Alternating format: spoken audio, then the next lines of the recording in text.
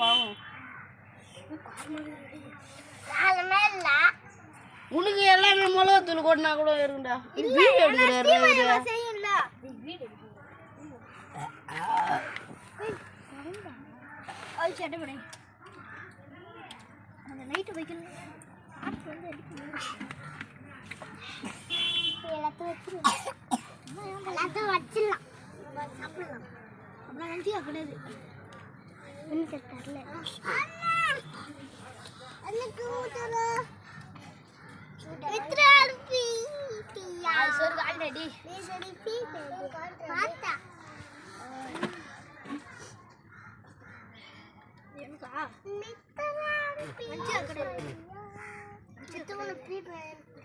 அப்படியே பாருங்க, கும்பலா பாருங்க.